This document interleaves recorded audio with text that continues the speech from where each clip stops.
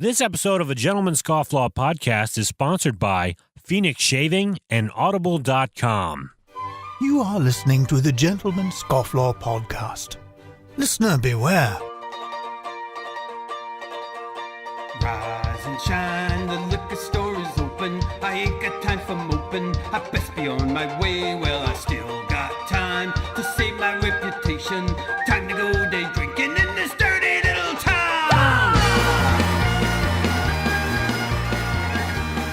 Good afternoon, everyone. Welcome to the Gentleman Scofflaw podcast, your podcast for the rebel and the Renaissance man. I'm your host, Jordan Crowder, and with me from the Great White North is John G. Goodman, and in person is Donovan Fowler.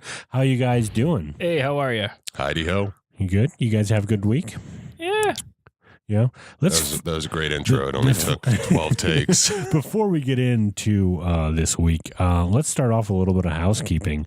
I am drinking some Evan Williams, which, you know, is the cheap man's whiskey, but I enjoy it. So who are you to judge? Does the trick. That's what I say. What do you got there, Don? The same thing? I got the same thing, and I got wow, that was a Red Bull exploding in my face. Is that a good thing to do, to combine caffeine and alcohol? Didn't people die from them? Well, we'll find out. We shall find out, my friend. All right. If you're listening to this podcast and you hear a thud, call 911. And John, what do you got there? What are you drinking? I've got a nice mixed drink. I have a cranberry juice and Perrier. Oh, Living nice. on the wild side. Living on the wild side. And I am smoking my Design Berlin pipe, which is a black Dublin sandblasted pipe. And in it, I've got the special blend from Ed's Tinderbox. And it was actually a blended for an actor way back when. Is it Whitmore? John Whitmore? Is that an actor? Whitmore, John Yeah. Whitmore. I have not heard of that. James Whitmore. Yeah, it was a custom blend for him, and they sell it at the shop. Interesting. Later up on the show, we have Johan Khalilian coming on, a good friend and a motivational speaker. And he's got a book coming out, so we're going to talk with him about that. That should be fun. Khalilian. It's a fun word to say. It is a fun name to say. It kind of tickles your tongue It's a like little bit. Khalilian Murphy. Khalilian. We are not having Khalilian Murphy on, by the way. So how are your guys' weeks? John, what's up with you? Nothing. You do realize people are listening to this. I do have a They bone want to to know pick what's with, going on in you Canada. Americans down there. So we have what we lovingly call Timbits, little round balls of donut bread. And down there, you guys call them donut holes. Is that right? Naturally. Yes. Do you guys really think that a donut comes as a full, solid, round hamburger type shaped bun, and then you poke a hole in it, and those are your donut holes? I guess I just never really thought I of always it. figured it was a big part of the workforce was cutting those out. I thought like you cut them out and there was the excess and they rolled the dough into a hole and a circle and then, cooked it like baked it. What do they do with donuts? I don't know, They but fry that makes you a special kind of Isn't it the stupid. elves? Isn't it the Keebler elves who do it? Like in a tree? Well, Isn't that the deal? For people that don't know, Timbits, we talked about Tim Hortons once on the show. Tim Hortons is like their donut shop in Canada. Like And Dunkin's. that's what they call Timbits. They don't say what they are like on a menu. They don't call them Timbits and they say like donut holes or anything. No, it's Timbits, or what's the French term for Timbit? Timbits. I don't know. That's not a direct Is that a translation. thing? I don't know. Listen, I think most, I certainly, when I was a child, I used to think it was like, maybe they plucked the hole out of the donut. But now that I'm a college educated man, I've deduced that it's a separate process, I think. Well, I think, but I guess I assumed that it was like excess dough when building the donut and that they used to make the holes. Yeah, probably. I mean, it's like but then you could just take dough and make holes out of it. it's just right? a cute name. What do you got against cute names, John? Everything. We like to get creative. We like to we like to call our foods down here something cute and fun. Something. So you don't have to think about getting fat while you're eating it. So earlier this week, I guess there was some controversy over an unfinished tweet that was sent out by Donald Trump, and he has created a new word, which is now being used in all different corners of the internet. What word is this? Covfefe. Covfefe. What was the tweet? Because I actually missed this. I didn't see this. Well, it was like midnight. As Trump is known to do, he tweets like late at night, right? So because he doesn't sleep all that much. The witching hour. Yeah. Yeah, seriously. No, but yeah, I mean the guy like doesn't like he sleeps like 4 hours or something like that, like 3 to 4 hours a night. But he all of his media use, I guess, is at night. So he tweeted out this tweet that started out as "Despite the negative press, covfefe." Can you spell just that? ended. How do you spell covfefe? Covfefe. Covfefe. What word could he have been planning to go with after that? I think he was trying to write coverage. I think we got to define this word ourselves. Covfefe. Oh man. Yeah. So. Oh man. So yeah. I mean, covfefe. It's like a. What I want to know is what happened. Like, did he drop his phone in a fountain, or like why were we deprived of the rest of that? Maybe he fell asleep in the middle of it, and somehow said, maybe. That's insane. It's crazy to think that. I mean, without getting into politics, but it's crazy to think that we have a president that can tweet. Especially at his age. Well, it's like, I mean, the guy's like 76. Like you wouldn't expect like somebody like that, to embrace a new technology. A new technology. Yeah. Well, like it's like so. Like I remember, like with the last president. Everything that was tweeted, was from his team, from his staff. It was very like controlled. But the fact that a president has a complete like direct line to the people, and can tweet it out at any time. Well, it's insane to think about. It's kind of a question of like, is it a blessing or a curse? Like, are we meant to have this much contact with the president?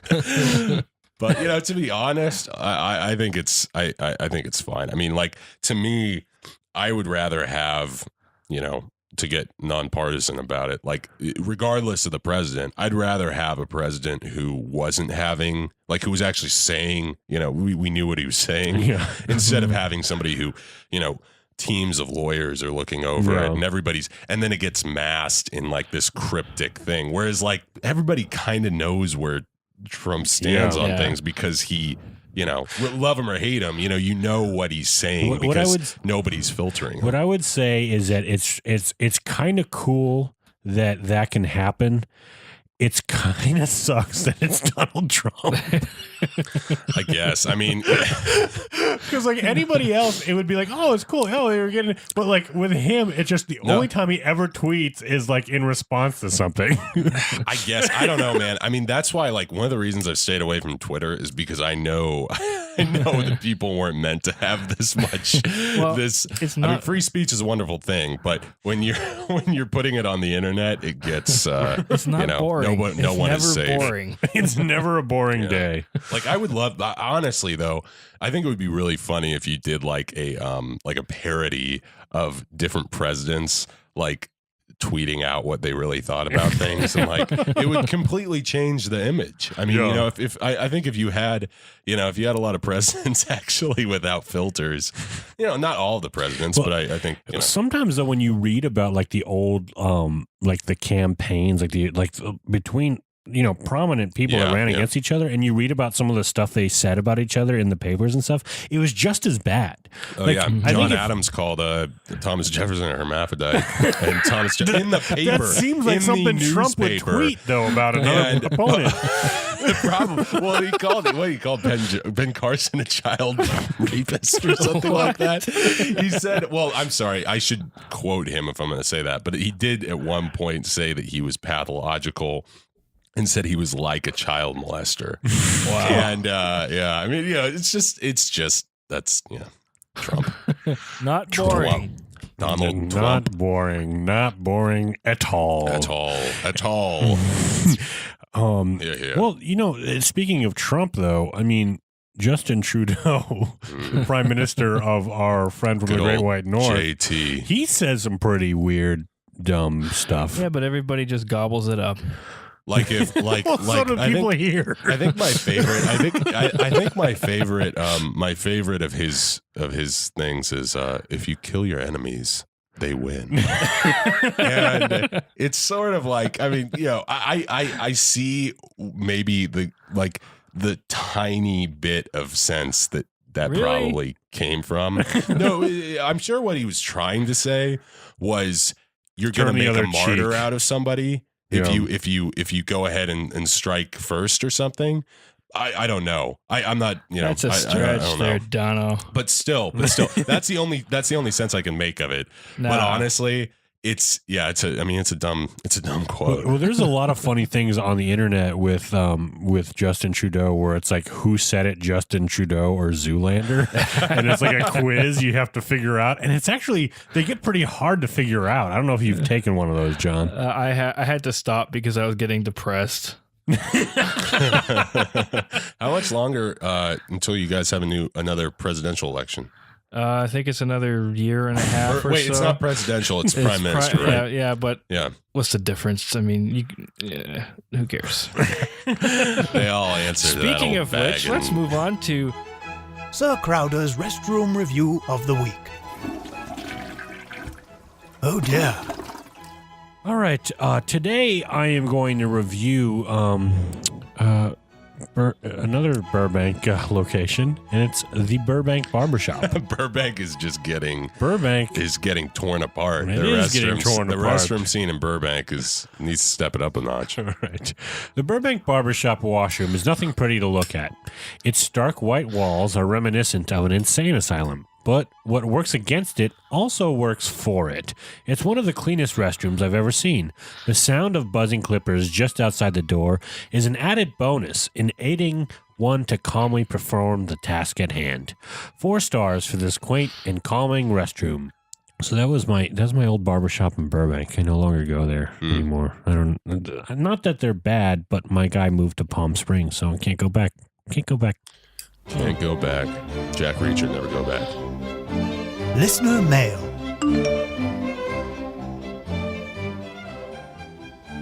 All right, this is the time on the show where we read your feedback. You could interact with us on social media, or you could leave us a review on iTunes. Either of those ways could help get you read on the show. So let's first start with an iTunes review, and it's by Backy in the Bowl, which he won our contest last week. So we've got some loyal listeners. Backy in the bowl. He says, "Welcome to my podcatcher, LOL." Or should I say LOL or should I laugh out loud? you should say lol. The kids Welcome say, to my podcatcher. Lol. I'm turning into a big fan, guys. The topics that are talked about are exactly the content I want to hear. I appreciate the different personalities melding together to come up with some very funny banter. I find myself laughing often. My drive to and from work just got infinitely better. Thanks, guys. Well, thank you, Backing the Bowl. Be We careful how appreciate much that. you're laughing, though. that's You know, if very you're nice. laughing often, that can be Don't laugh and hazardous. drive. Yeah. Hey, Don't wait, laugh was and he the drive. one with the disparaging remarks about the Canadian host? No, that was another guy. That was okay. Remind me Yeah, when that we was 2 weeks get ago. to him That again. guy hated everybody. He hated Canadians. He hated people Okay. who love Braveheart. You know, It's- all that's left is Jordan. and we got some feedback from Instagram. This comes from Christian Levesque, which I think he is French Canadian, so I'll read it. Christian Levesque. Is that right? That's right. Yeah, Right, Jonathan? bang on. Christian Levesque. All right. Keep up the good work on the podcast. I've laughed out loud many times while walking to work and listening to you guys, and that's the best. I enjoy your podcast quite a bit. Already one of my favorites. All right. Once again, check how much you're laughing All right. on the street. Yeah. Could Don't be- walk and laugh. It's just, you keep that in check. I mean, we want to be funny, but this is getting dangerous. All right. The last one's from, I think it's a Facebook message from Fred Monslau. I like listening to this show with the 4 men talking about the pipes and the beer and the shave. I will not shave dry anymore. I will drink beer. I will listen again. Oh, well, thank right. you, Fred. Thank you, He's Fred. taking on that Fred caveman, Monslau. that caveman structure to his sentences. Yeah. I will drink beer. I will listen again. He might be foreign. I bet he's Swedish. He's Swedish. Should we take bets? He's probably a Pabst Swedish. man. Monslau.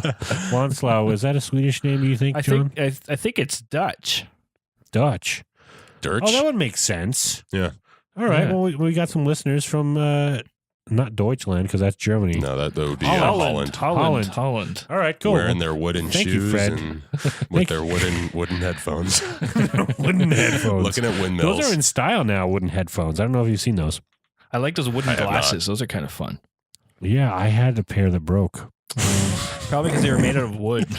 Probably. All right. Not the Let's most go sustainable. take a quick break, and we'll be back with our guest, Johan Khalilian.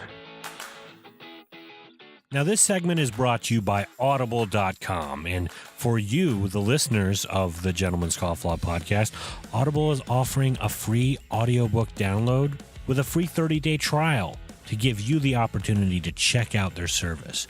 They're a great website, and if you like listening to podcasts, you like listening to audiobooks. And again, with this free trial, you can download any title you would like. I would recommend If at Birth You Don't Succeed, written by my good friend and friend of the show, Zach Anner.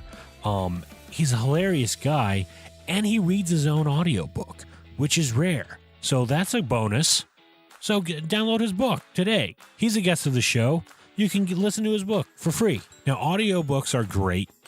They work just like, listening to a podcast. If you like listening to podcasts, you like listening to audiobooks.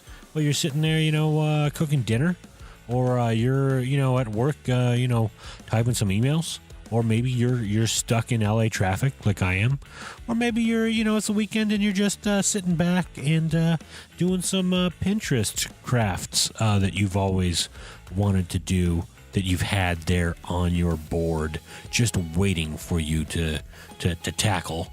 You might as well listen to an audiobook while doing that. And people don't know that you killed two birds with one stone.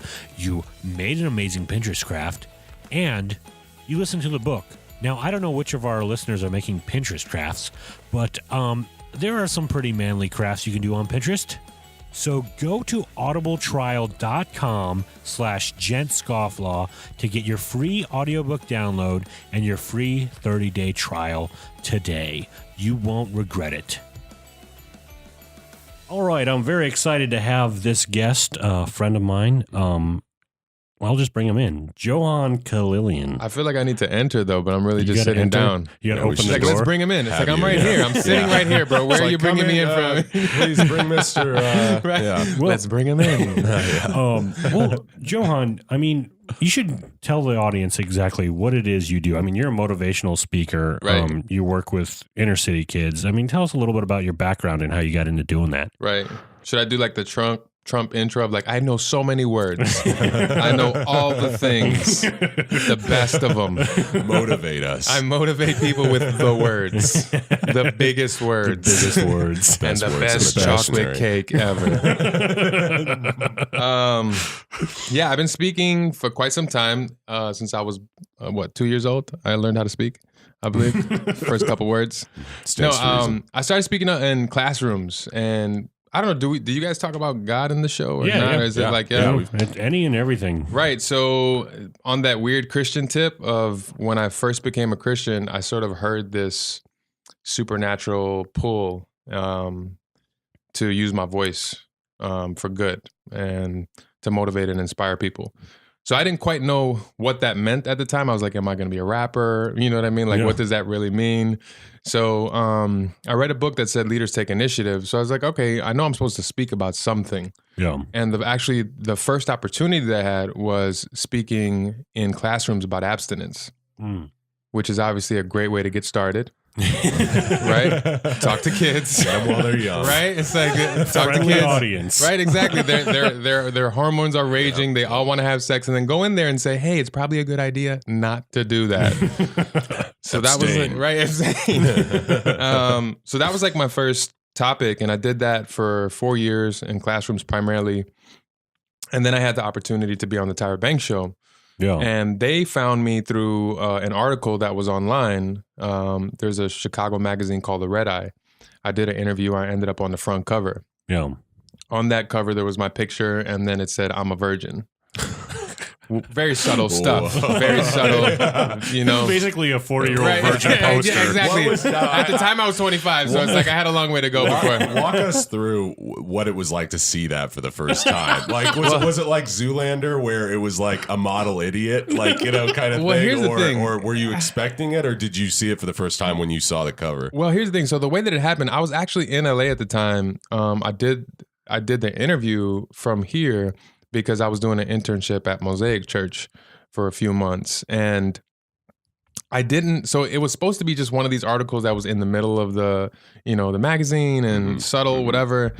And so a day before it came out, the lady that I was interviewing with, she was like, you know what, my editor loves it so much, and we might put you on the front cover, you know?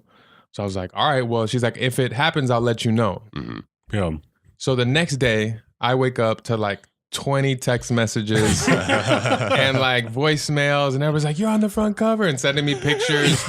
And I was like, man, I'm all the way over here, so I don't even know, you know, what it was like over there. But obviously it was a surprise to know that that was all over the city. Yeah. And people were like, well, who's this guy that's not having sex? Who's this? Why does he look like a club owner? And that's why you moved to LA, right? Right, exactly. I was like, I gotta go, man. Everybody knows I ain't having sexy time, so I'm gone. But yeah, so then the Tyra show heard about that. They were like researching people for an interview on their show, and the name of the show was Sex Trends. Okay. So Sexy, very sexy, and that's a totally different story in and of itself. But I did that first show. Then they brought me back for Tyra Plays Cupid. Okay. That was the second episode, and then from I've there, seen a clip of that, I think. Yeah, online. Right? It's all out there. And then I had my first conference because they were like, well, you've been on TV. We want to know like what your story is. So I did my first conference, and then there were some folks from New Mexico there, and they invited me to New Mexico, and that was my first time outside of Chicago speaking. And then they were like, we loved the conference. Come back and speak to our high schools. And this was in Las Cruces, New Mexico. So I did like a week-long tour at all the schools, the high schools, and actually some of the middle schools. And then from there, it just kept growing and snowballing. Wow. Yeah. What was Tyra like in real life? Right. Everybody always asks the question about Tyra. And we were talking. The reason I ask is because we were talking about this a couple episodes ago. He's a fan of America's Next Top Model. Oh, really? I can't say I'm a fan. Honestly, I haven't watched it. He's watched since 2 complete seasons. I haven't watched it since. Nice. I went through a very strange period in my life about a week ago where. About a week ago. I got That's very recent, my friend. I've been doing like I got a cabin in the woods and I started chopping wood and tried to regain some of my manliness after that. Oh man. Yeah, skinned a deer. Right. But yeah, I got access to this guy's Hulu account, and I don't know, America's Next Top Model it was entertaining. It was a black hole, huh? You just sunk in there. But we were talking about we were trying to figure out like what was it with Tyra, because she seems like a very driven person and a very interesting hard worker and such. She's kind of built an empire for herself. She definitely has, and I was looking forward to meeting her. At that stage in my life, I was 25 years old, and I was like, this is the first sort of like celebrity interaction that I was about to have. Mm-hmm. So I was like excited, and she was going to interview me, be interacting with her. And it was literally, she would interview us. And I was, the first time I was on, there was 2 other people that were on with me. And like I said, the name of the show was Sex Trends. So there was 3 of us that were virgins. It was me and then 2 women. One of them who was also a motivational speaker, and the other one who they found on Craigslist. What? No lie.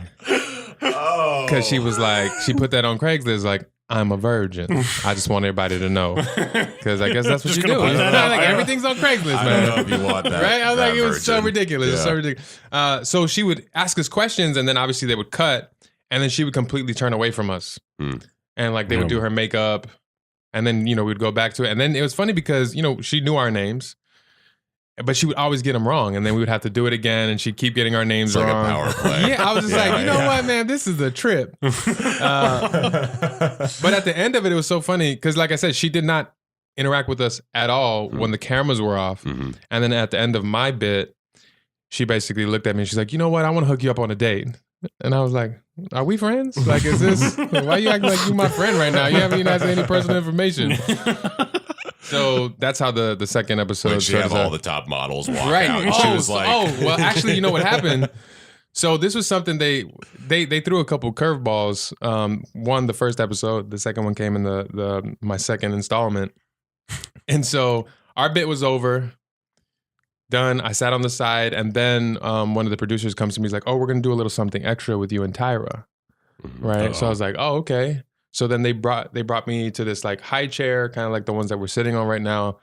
And then Tyra comes out and she's like introducing the segment, and she's like, "We're gonna have a Victoria's Secret lingerie show with our virgin boy, Johan, you know?" And so like, yeah, so then she sits down and I'm like, oh man, of course, you know? So then all these like Victoria's Secret models start coming out.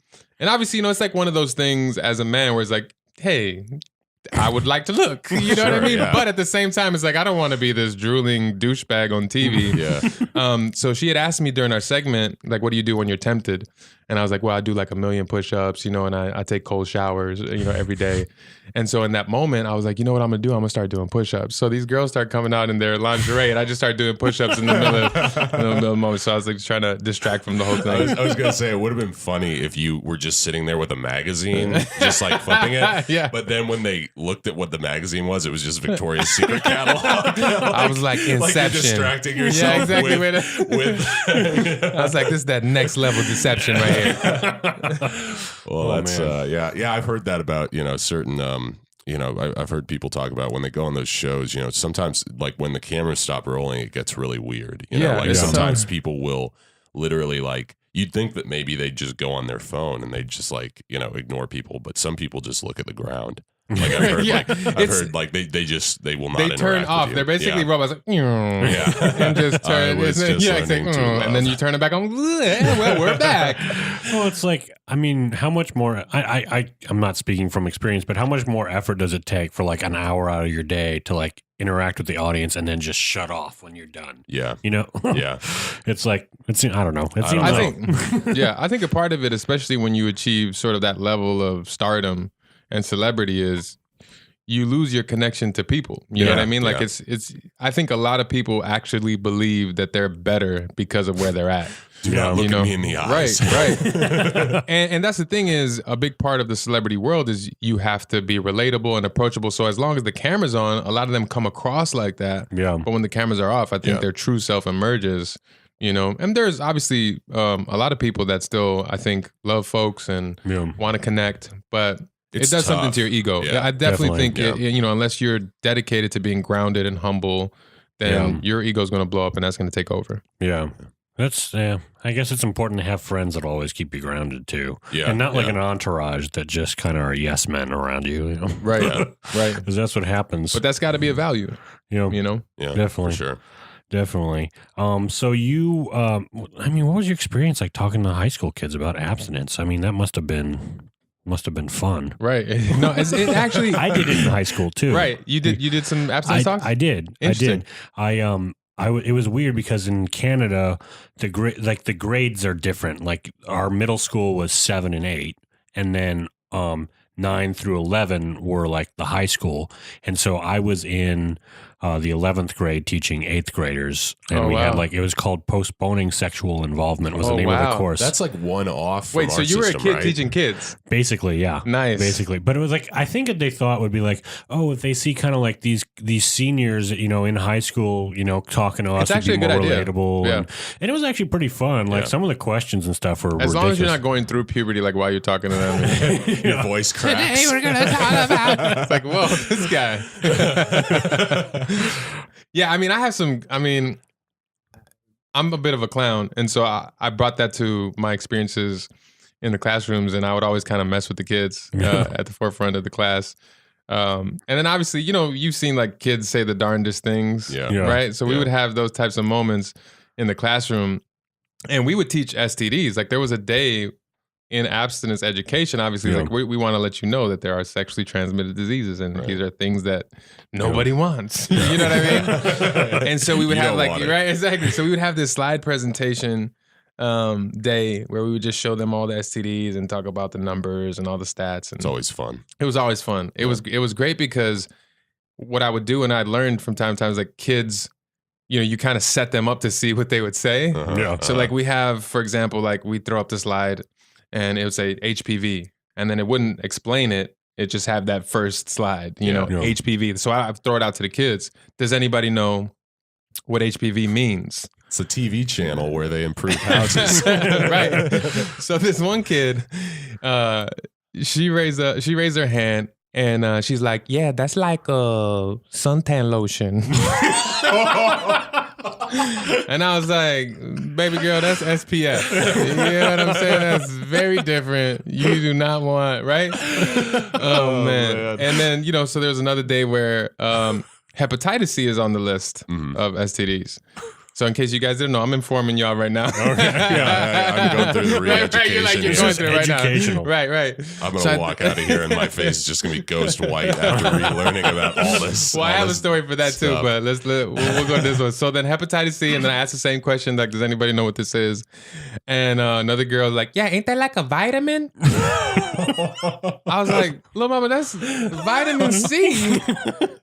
It's very different than hepatitis C. Like, you do not want this in your orange juice. What is wrong with you? Oh, man. But the one that used it, so it's funny because this happened about 5 or 6 times where we would go through the whole slide presentation, finish it all up, and you'd see like this little boy who was wrestling. You could see him internally struggling. Like, it was the face white. Like, do I have an STD? Right, you can kind of see him like, but the thing is, so I bumped into a girl the other day who got AIDS. Right. So the little boy raised his hand. I call him. He's like, "Can you get an STD through masturbating?" And I'm like, the thing is, my man completely outed himself, and the whole class erupted. Like the whole, like, and this I'm telling you, this happened 5 or 6 times. Like, was always like one little boy who would be like, man, I spanked the monkey a little bit too much. I probably have something, And so I basically let him know, little man, you don't have to worry about it. You're gonna be all right. It's obvious you don't get out much. You're gonna be all right. But there's so many different stories. I think there's a couple that you haven't heard. There's one. There was a little girl. She asked the question, Can you get pregnant through oral sex? I got that same question. She's like, can you get pregnant through oral sex? So this other girl chimes in. She goes, girl, them called spit babies. Bro, I can't make this up. Like it's just comical. Oh my god. My last story, the last one I'll share, I think you heard this one, is this happened in 8th grade. So what I'd learned, no matter what grade level you are, you have to ask questions because sometimes you think they should know things, but they don't. Right. Yeah. So I did a bit on the media, and I would ask the question like, what's the media? Give me a breakdown of what the media is. And once again, little kid's like, ain't that like a big old ball of fire? What? And so I was confused. You know what I mean? Like I was like, what the hell? How did he go from like just to a big old MSNBC, right? I was like, what is going on right here? And then this other little boy chimes in. He's like, no, stupid, that's a meteor. Oh, no. Yes. So I was like, man. all right, well, we went from meteor to meteor real quick. I'm glad I asked the question because my man thought we were going to talk about meteors right now in abstinence class. You're like, the big old ball of fire is another disease we're going to be talking about. Exactly. No, that's gonorrhea, my man. Yeah. That's on STD day. It was crazy. Oh, man.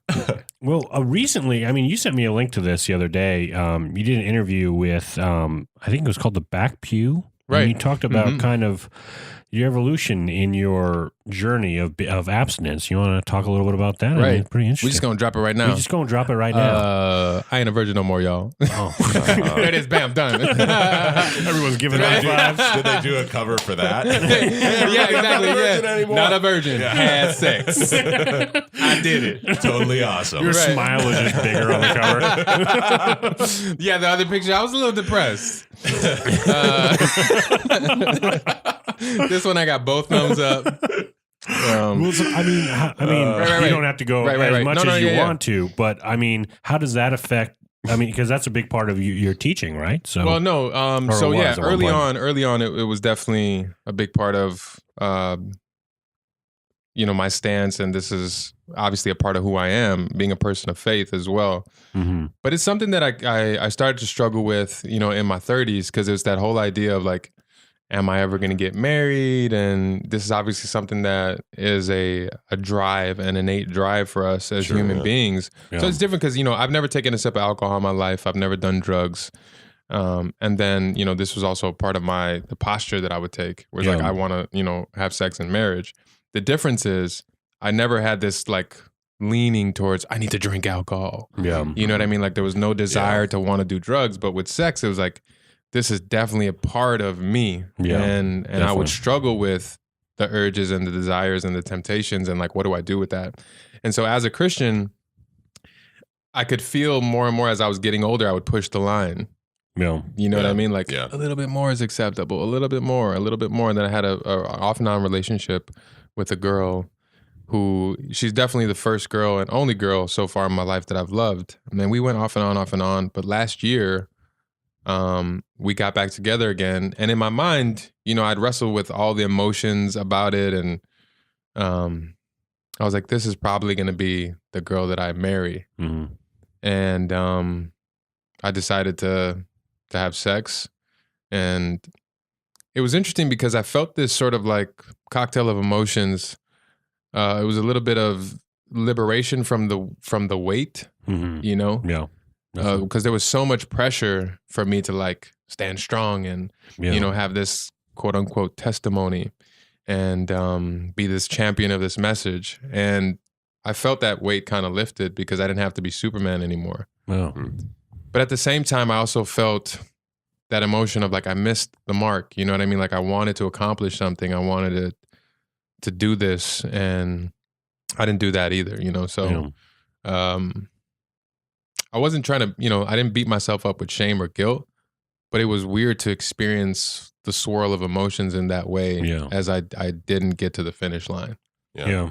That makes sense. And I feel like, and I've talked about this before with friends, I feel like, my wife and I, we waited before we were married. I mean, that's no secret. At least, we waited.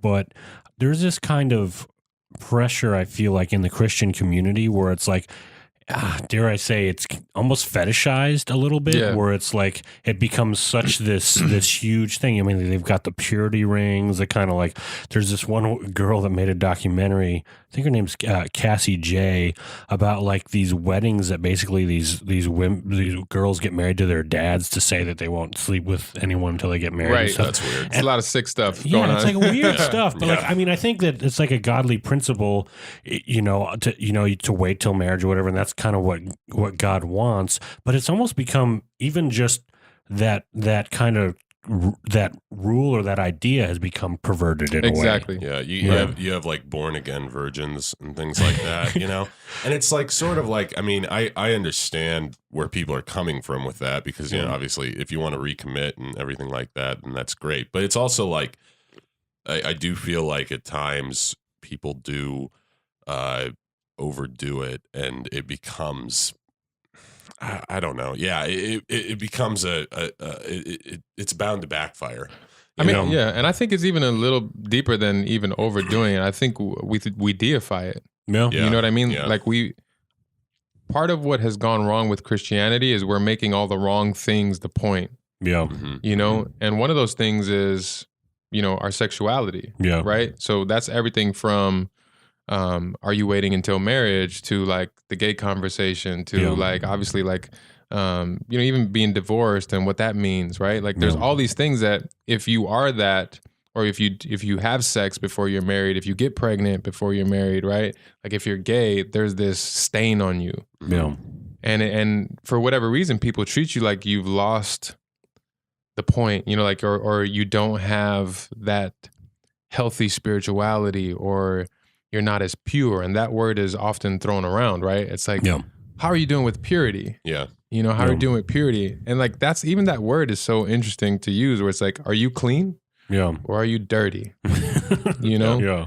And it was funny because we would do these illustrations in the class where now in retrospect, I'm like, man, it was so toxic. Like some of the stuff, like I don't know if you guys ever heard of that rose illustration where basically, you know, we'd give the class a rose and then we'd tell this story of somebody who's giving themselves sexually to other people, and then it would go around the class and everybody would take a petal from the rose, and by the time I got around the class, there was like maybe 3 petals left, and they were like, that's what it's like when you're having sex.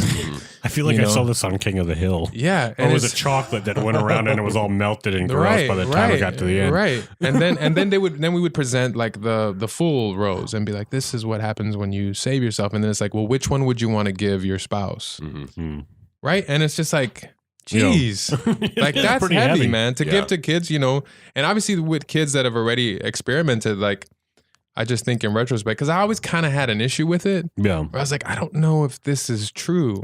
And especially as people of faith, like we believe in transformation. We believe that God can take that rose that is, right, that has all those petals plucked out and basically create a new rose. Definitely. And to me, it was like doing it injustice to people in the classroom, to kids in the classroom, because it was an incomplete message. Yeah. You know what I mean? Like we're just going to focus on how dirty and messed up you can be, but not give you the hope of God in your life, you know, and restoration and redemption. Well, then I feel like it gets into the territory too, where like you hear people like, oh, I would never be with someone that's had, you know, X amount of partners or whatever. And it's like, well, what if you know, met somebody that's, you know, supposed to be the person you're supposed to be with, and you're basically putting them aside because you have this idea in your mind, like rather than learning to love them, or maybe that's someplace where you have to grow in acceptance or whatever it is.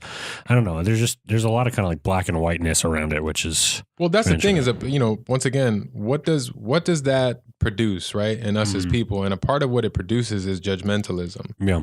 Right. Cause then and that's a part of what I think is wrong with our world is there's a lot of like, the people who are in and the people who are out. Yeah. Right? It's like we're over here and then there's the other. Yeah. So it's like even in the Christian world, it's sometimes, you know, categorized obviously as judgmental people because we have, these are the righteous and these are the unrighteous, right? These are the holy and these are the sinful. Yeah. These are the people that are saved and these are the unsaved. Like these are the godly and ungodly, right? You just have that category. And that's why people feel so bad when they meet church people or go to church because they're like, man, I feel dirty here, right? True, I feel like I'm wrong here, you know? And not in a way that leads us to changing, or not in a way, because I felt when I first sort of interacted with God, I felt like something was off in my life. Yeah. I felt like I was missing something, but it wasn't in the way that made me feel like, you know, I'm a piece of shit. Yeah. You know what I'm saying? Yeah. Yeah. Like it was just like I knew I needed God to be full and complete. Yeah.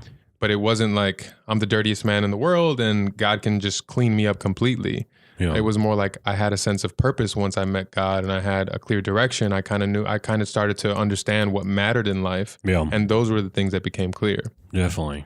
Yeah. I mean, that makes a lot of sense. Yeah. I mean, I feel like our spiritual journey is very much that it's like, you know, it's in a way, it's hard to characterize because obviously it's not as tangible as like a physical journey, but you know, you do have, you know, people going through their lives. It's like, you know, you lose things, you have scars, you know, you go through things that, you know, ultimately, you know, build you up or tear you down. So it's really about, I mean, you're not going to be able to erase the scars. I mean, unless you go to extreme lengths or like even people who like, you know, let's say you lose a limb or something, you know, and, you know, obviously that's a very, you know, it's a very, kind of a dark way to look at it because that's not a pleasant thing to go through, but it is about like, you know, making yourself whole throughout that entire time. But that's the thing is the cross is not a pleasant image, right? No. So it's like if that's part of our narrative, part of what we believe, you know, what's central is pain and suffering, right? It's like we're saying that our God came to earth and suffered and went through immeasurable pain for the sake of others, right? But also for the sake of rebirth, for the sake of resurrection. And I think we don't understand that if we're going to become better people, if we're going to transform, if we're going to change, you cannot do it without pain and suffering. Mm-hmm. And I think that's one of the things that many of us miss out on because we try to manage our lives so well that we avoid anything that hurts. Yeah. We avoid all the dirty, we avoid all the ugly, instead of saying, hey, it is going to be a part of life. Yeah. So how are we going to show up when we go through it? Yeah. And unfortunately, a lot of churches don't teach us about that. Yeah.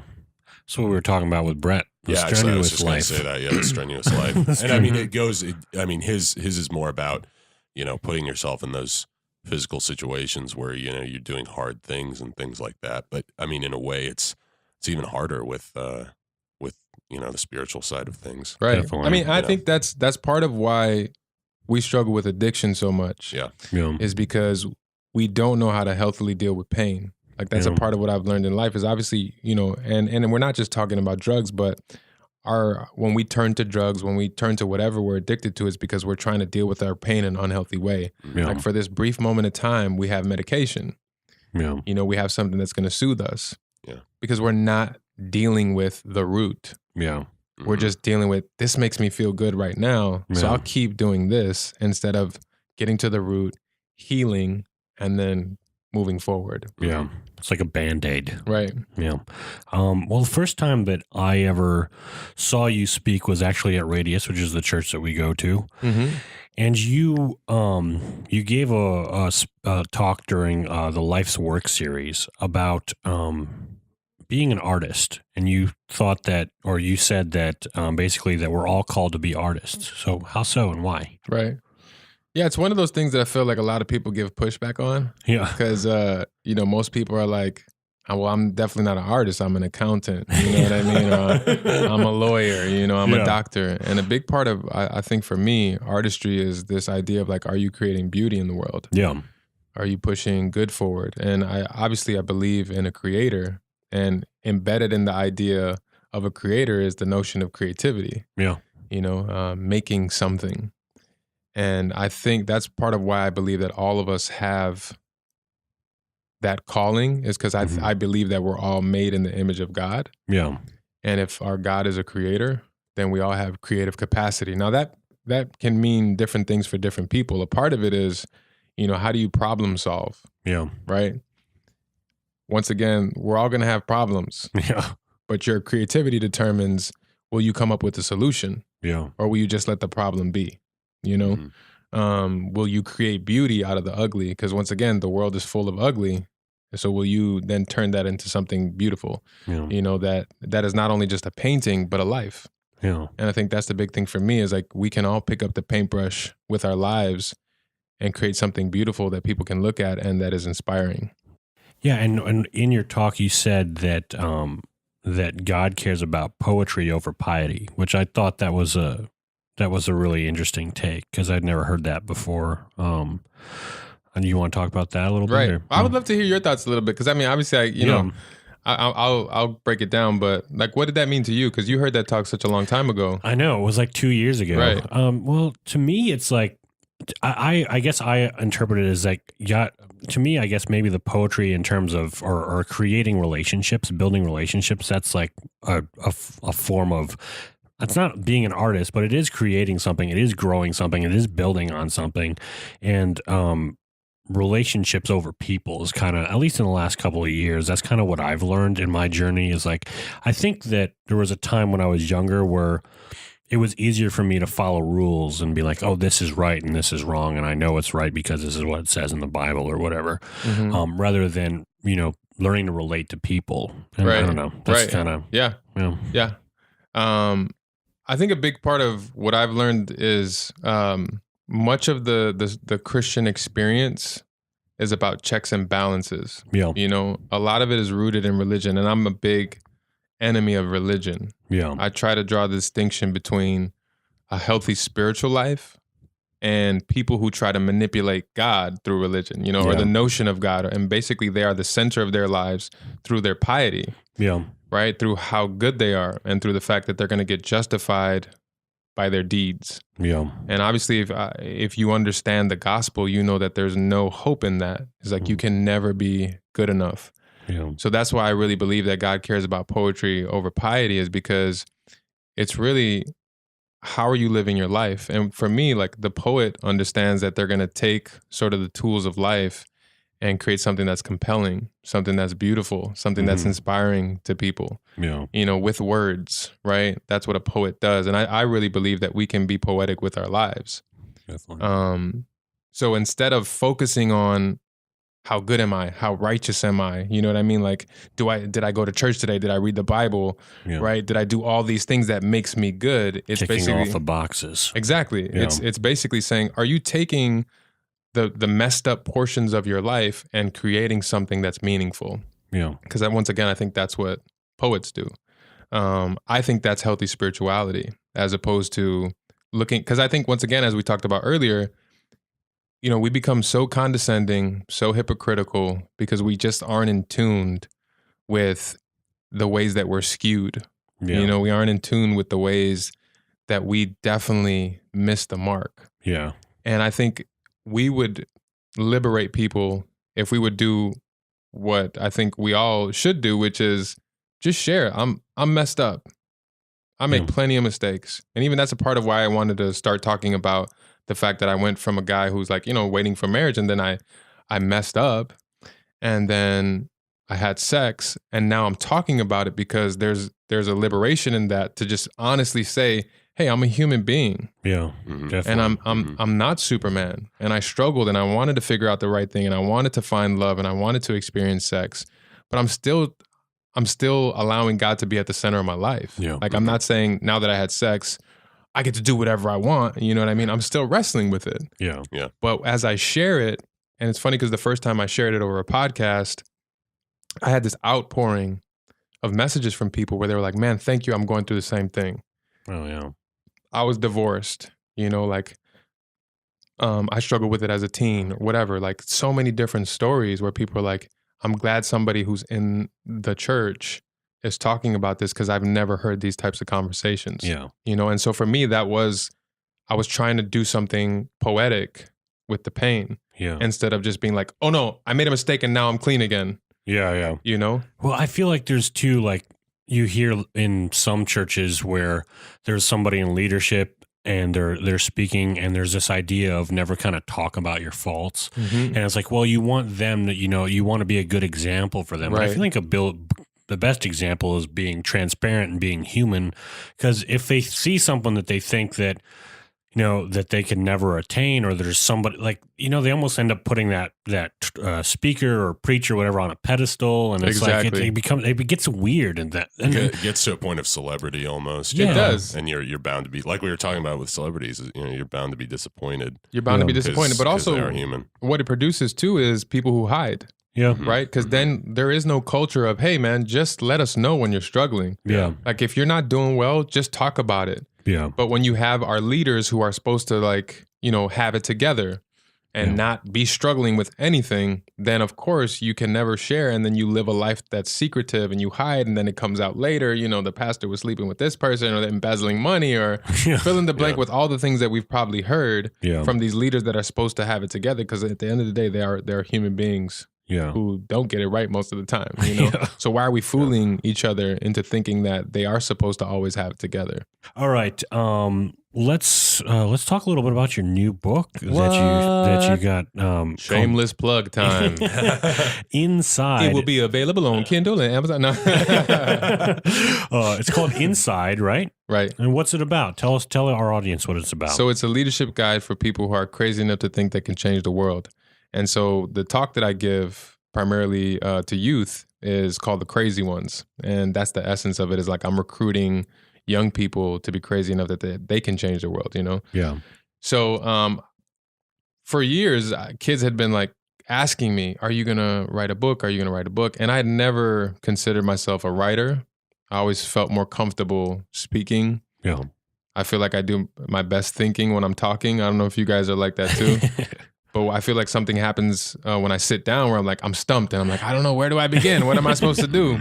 So I never really flexed that muscle. And I actually started the process where me and one of my best friends, he was like, you know what? I'll just be sort of like the stenographer, if you will, the person who will like put it all together and you can talk it out loud. Oh, that's awesome. Yeah. So we did that first and it was crap. Like it was horrible. Like I was like, man, this is not working at all.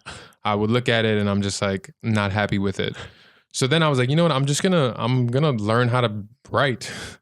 So I started doing articles. I did a few articles for Verily magazine, and then I took a couple swings at the chapters, and I felt myself getting better as a writer. And then I started writing for the screen too, and that's part of what I do, obviously over here, where it's like I'm just trying to create TV stuff, film, and my own content because I'm a traveling speaker. It's like I got to create content as an actor. Yeah, for sure. So it's taken me 2.5 years to write this book because I never really felt like I was a writer, and I was like, you know what, I'm gonna learn. And I've had great people around me who would give me notes and provide edits, and I definitely wouldn't have been able to do it with some of the quality friends that I have in my life. But I just wanted to create this sort of like guide for people who do want to make a difference, but who struggle with hearing that voice. Like even when I was writing it, right, it's like, you're not a writer, you're a speaker. Yeah. And I feel like we all have that voice that says, well, you can't do this thing because of that, you know? Yeah. It's the competing voice that's trying to pull you back and down versus the one that says, well, let's pull you up. You know, I believe in you. You do have something worthwhile in you. So follow that voice instead. Yeah. Well, and how you pursued it is kind of a good lesson unto itself. You know, like, you know, you tried kind of diving into it right away and with limited success. Right. And then you kind of built it. You built the skill from, you know, from the ground up with, you know, writing short pieces and then Exactly. getting to the bigger piece. And Yeah. that's, I mean, I feel like so many people get discouraged because they feel the pressure to, you know, do like the masterpiece right out Exactly. of the gate. And it's like, no, you gotta, You're Citizen Kane right out of the gate. you gotta start, you know, small and then you move Right. you know, and the thing is, there's elements of pride and arrogance in that, right? It's like our inability to step into places that will create failure is very prideful.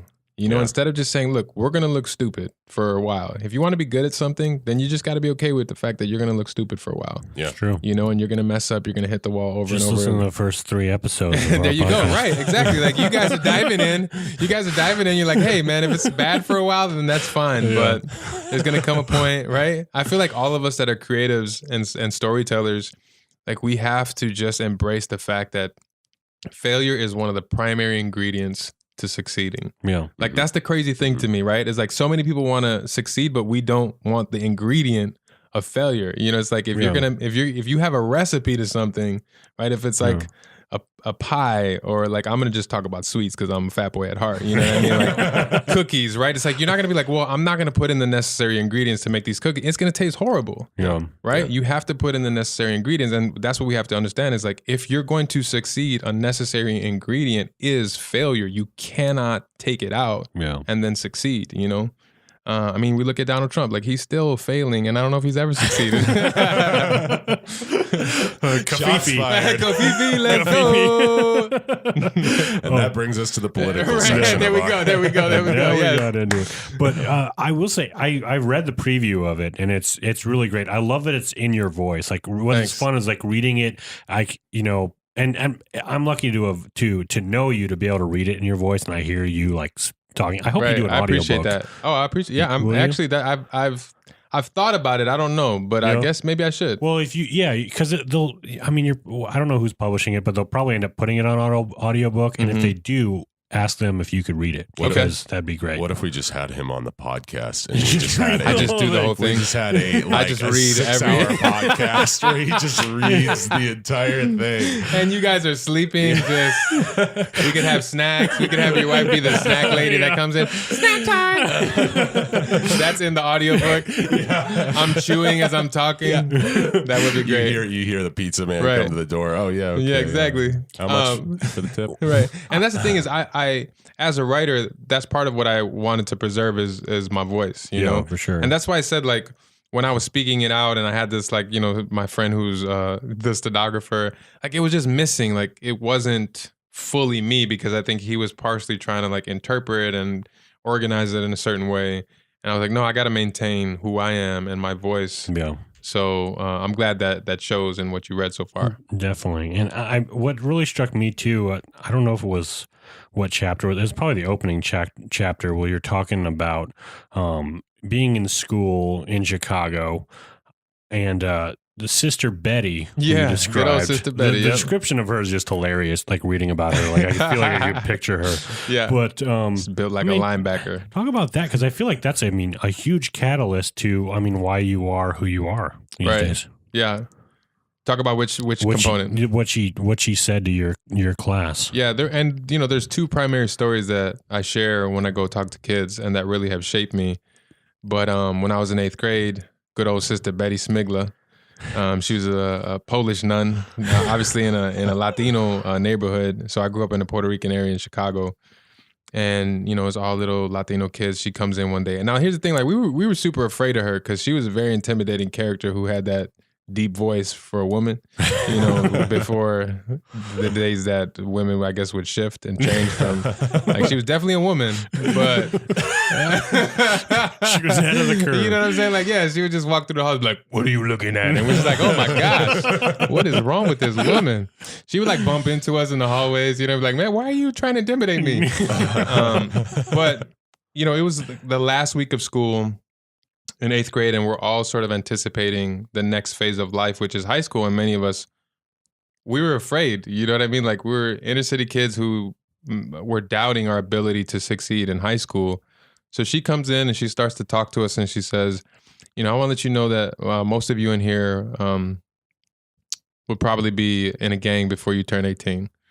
And then she looks at, the rest of us and some of the young ladies, and she's like, some of you young ladies in here will get pregnant and drop out of high school before you're 18. And some of you guys are going to be in jail before you're 18. And she looks at, us and says, and some of you will be shot and killed in this neighborhood, and you won't make it out.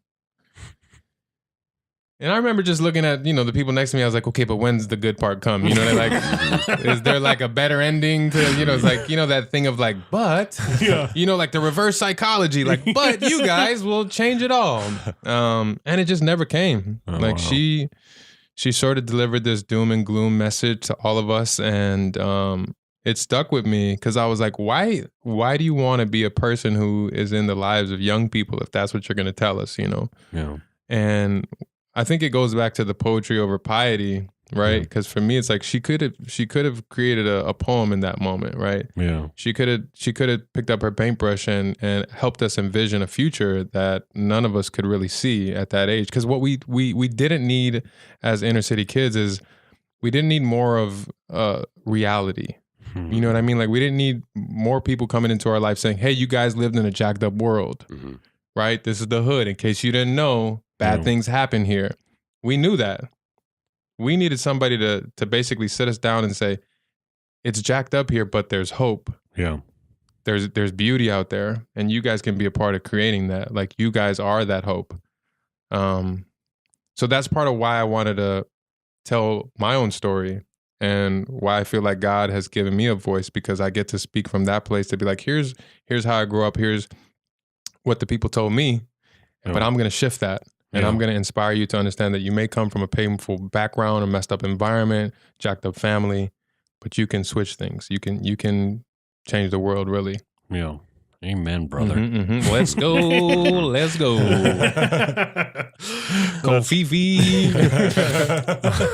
One thing that you talked about too in your book is you talked about, especially with like in the recent months in this kind of current climate, and we try not to get political on this show too much, but it's unavoidable right now. It's unavoidable right now. Everything, even not being political, is political. Yeah, I know. Even silence. These are the times. Yes, right. But you talked about how people today don't know how to disagree. Right. And like how that ties into like social media and the problem of like public discourse these days. Right. It's just like, it's insane. Like it's bananas. It is bananas. All we do is we tune in to the station that validates and affirms what we believe in. We talk to the people that we know who are going to agree with us. And then when we're across the table from somebody who has a different vantage point, we slam them. Yeah. Right? We walk away from them. Like we just cannot sit at the table and say, you know what?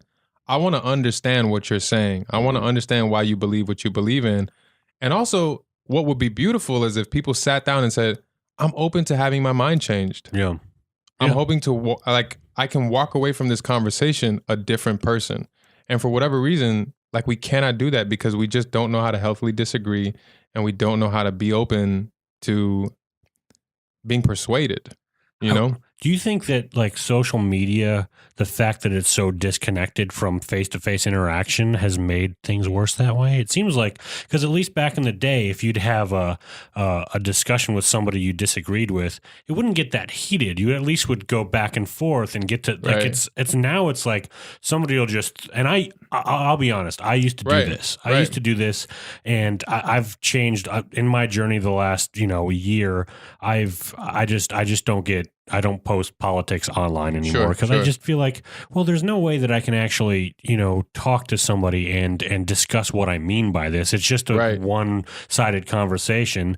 And social media is like the worst place to do it. It is. It definitely is. It's not. Well, because not the right place. have you ever had a conflict with somebody and you do it over text? Yeah, right. Yeah. It's easier to get heated up and crazy and say things, right? Like over text. But when the person is here, there's a different level, I think, of respect for the person, and you're a little bit more sensitive because you can see their emotions, you can see their face, and you could also see the human in front of you. Yeah. So you're not as likely, to take out the knife and just put it into their chest. I think Key and Peele did a sketch about that where it's like two guys like trying to make dinner plans, and each one and the misunderstanding. Right. It's the most basic stuff, and they're both like cooking, so they start like picking up knives and are ready to go at it. But yeah, no, it's true. I think a big part of it is also insecurity, like people, and I think that's a consistent throughout most of, human history. But, you don't want to be challenged. It puts you in an uncomfortable place. But especially nowadays, it's like there's so much out there that you have to worry about, so much information that you're like, well, I can't take it all in, so I'm not going to have this conversation, sort of thing. But you're absolutely right. I mean, the way to have, to solve problems with people who are rational, and I guess you have to get there with yourself being rational first and foremost, is to really try to understand. Right. And then it doesn't mean you have to be a pushover. Right. That's different. If you know it's not right, then say, okay, well, that's not right because of A, B, and C, and then ask, I think the biggest thing is asking questions, exactly. more than lecturing, because so much, I find myself falling into this spot. You just start to lecture people about why you think they're wrong, and you kind of try to edge them out of the ring, when in reality you should be engaging them. It's like a different sort of fighting. You think of like, fighting that you actually have to engage the person to actually, make them submit or whatever. Well, even with that, it's like, I think the metaphor consistently for those types of conversations is fighting. Yeah. As opposed to like, what if it's dancing? Yeah. Right. You know what I mean? Like, what if it's a dance? Because obviously with a dance, there is an art form to it, but also there's a connection there. We're not enemies when you're dancing. Yeah. You're actually trying to create something beautiful together, even though you're two separate individuals. Well, there's like a chemistry of improv involved in a lot of dancing. Right. Like you're not expecting what the other person's got to do, and you got to roll with it. And you got to feel them and move. And that's the thing is, what if we sort of embarked on every conversation like that, where it's like, okay, we may have different styles of dance. Right? You may specialize in tango and I specialize in breakdancing.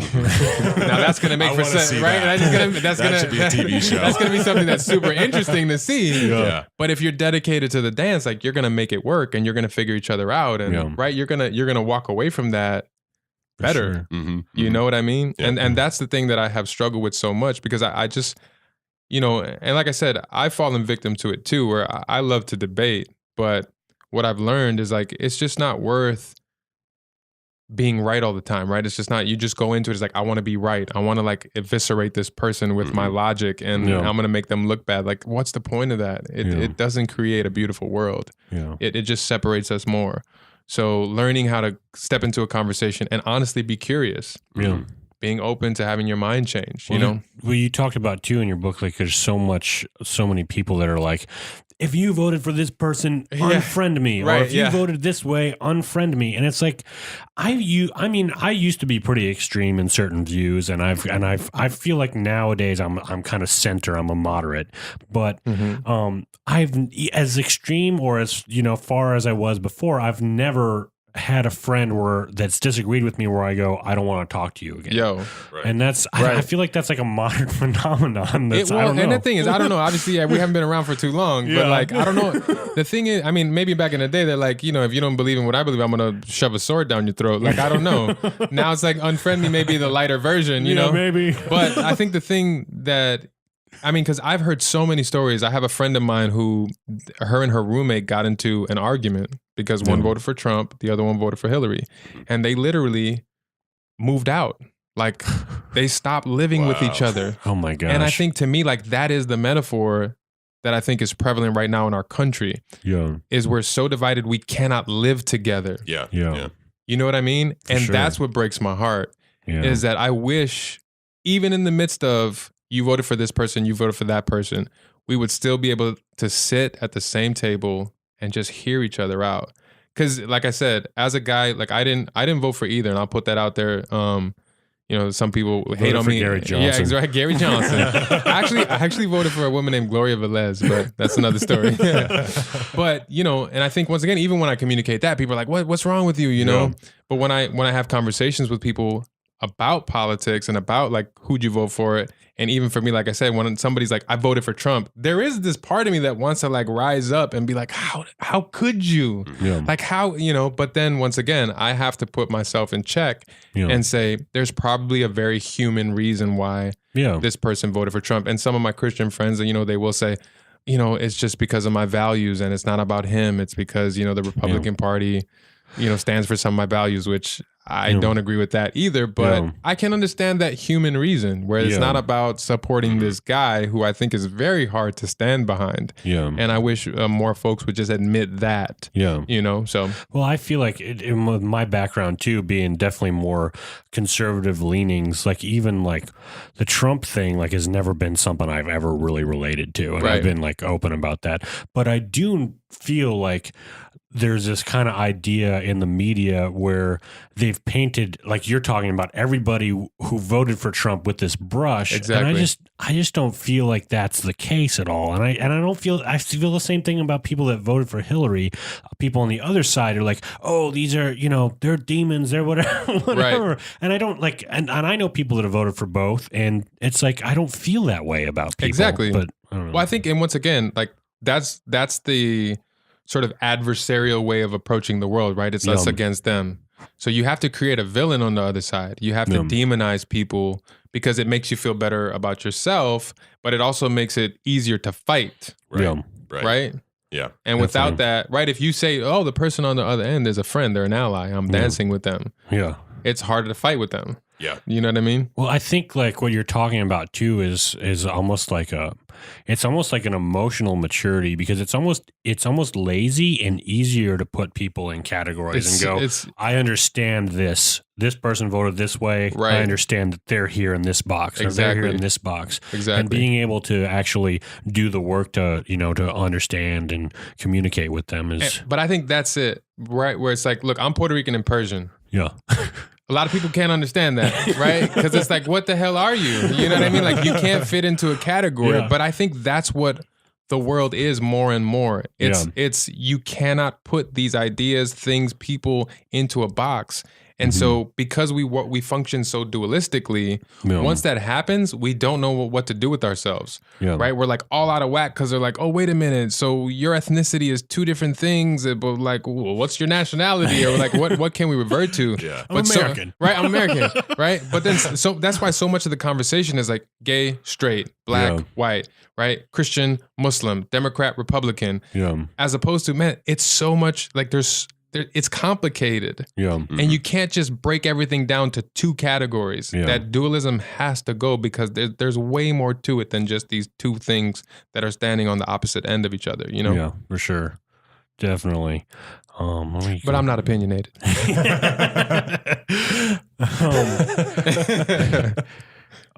Yeah, and it's funny, like you say that, like when I first saw you speak, and what I'm trying to say is that I feel like you live this idea that you're talking about, because when the first time I saw you, I would have thought that you were somebody that, like, you spoke great, had a great message, but I thought, oh, that person is too cool for me to be a friend with. Like, they wouldn't want to hang out with this straight-laced, nerdy white guy. And you have friends all over the spectrum. Right, yeah. And so you really do, like, I see you like hanging out with people and talking to people of different backgrounds and stuff. So I don't know. That's just a compliment to you. That that means a lot to me. I appreciate. No, it does. It really does. I appreciate, because that is something that, like I said, like I've always tried to pride myself in that. It's like I don't want to be too cool, or the person that only has a select portion of friends, because it's one of those things that it's just ugly. Yeah. And especially living in LA, where that's kind of the culture here. It's like the cool kids and then the people who are outside.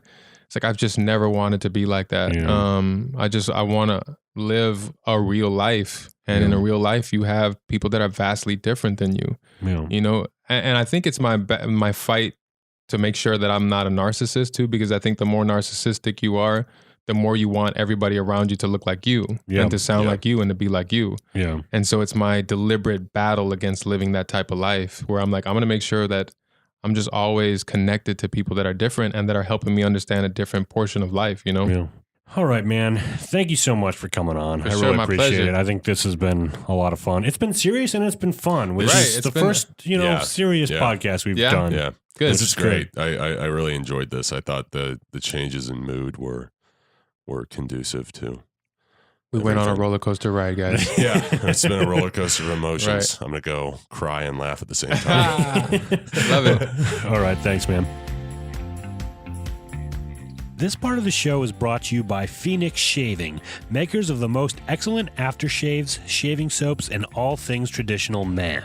One of my favorite products of theirs are their aftershaves. Phoenix Shaving intentionally blurs the lines between traditional aftershave and classic cologne. Each batch of aftershave cologne is created by using traditional perfuming methods, giving the wearer a high dose of quality skin food matched by the staying power of berry white. Now, I tell you, this stuff is amazing. It'll make your skin feel great after a shave, and the alum and menthol just removes all irritation and razor bumps. They have classic barber scents and even more creative soap and aftershave fragrances. Like, my favorite is the Tombstone scent. It smells like leather, tobacco, and gunpowder. Pretty unique. So ditch those vials of chemicals you buy at the drugstore every month and grab some artisan soap and aftershaves from Phoenix Shaving. Go to gentlemanscofflaw.com/shave to help support the show and get some fantastic manly grooming products. Phoenix Shaving. Shaving outside the box. Coming to a close here with the show, that was a good little interview again with Johan, our good friend Johan. Yeah, it was great. Yes, it was. Johan Khalilian. Well, now it's time to announce the giveaway. The weekly giveaway from Phoenix Shaving. We're giving away the CAD Aftershave and Cologne. So let's get a drum roll here. And the winner is Pittsburgh Wet Shaver 007. Do you think it's the real 007? Do you think it's James Bond from Pittsburgh? No. I don't know, man. From a treehouse? Sorry. So Pittsburgh Wet Shaver 007. Keep an eye out from a direct message from us, so we can get your name and mailing address. Also, this week we've got another giveaway on Instagram, so you could go on Instagram /Gent Scofflaw and Instagram.com/Gent-Scofflaw. And this week we're giving away another Phoenix Shaving cologne and aftershave. Ooh. And this week it is called Kiritimati. I think I'm saying that. It's Kiritimati. Yeah, that looks about right. What's the origin of that? It's oak barrel aged, it says on the bottle. It smells like frankincense, myrrh, and West Indian Bay. So sounds like a Christmas. It is. It's kind of like a Christmas Middle Eastern kind of theme, which is I guess it's Middle Eastern, right? No, that's not Middle Eastern. Stop profiling the aftershave story. Well, like when I think of Bay, is it Bay Rum? That's not. No, that would be like Bahamas, right? Well, what's that would Indian be like that would be Bay, like then? Caribbean. Anyway. Oh, well, but think about like the West Indies. I think it would be like Indian Bay, maybe. I'm not sure. Maybe. I don't know. But the stuff smells good. So if you want to win that, go to our Instagram and find out how to win, how to enter. And if you're a fan of the Gentleman Scofflaw podcast, consider supporting the show on Patreon. You can support the show for as little as $1 an episode, and we have some perks on there. We've got some live hangouts, an extra movie review podcast that we're about to launch, and everyone who joins, no matter what tier, they get a free Gentleman Scofflaw sticker. So if you want to, and if you don't want to support that way, we also have the Gentleman Scofflaw shop on our website, gentlemanscofflaw.com. You can go there and click the shop link, and we've got t-shirts, we've got pint glasses, we got flasks, we got coffee mugs, we got little punk rock pins, we have balloons? Stickers. Oh, man, we should get balloons. That'd be great. I like balloons. Do you think So you could pop them in people's faces. Do you think you can get a balloon that has like a wood grain on it? Would that No. be kind of cool? No. All right. Shut down. Everything we talk not possible. Don't follow your dreams. and everything we talk about on this podcast can be found in the show notes on our website. All right, John, you are a gentleman and a scofflaw, my friend. You too. Donovan, you are a gentleman and a scofflaw, my friend. Jordan, you're a gentleman and a scofflaw. John, you're a scofflaw and a gentleman. Thank you. Thank you, Good guys. night and good luck. All right, you guys have a great week. This has been the Gentleman Scofflaw podcast. Follow us on Twitter, Facebook, and Instagram. Subscribe on iTunes or your favorite podcatcher. Visit us on the interwebs at gentlemanscofflaw.com. Captain says his ice on the river. We ain't getting home if we don't break through. So damn cold, I can't help but shiver. Rise and shine, we got work to do. Hey!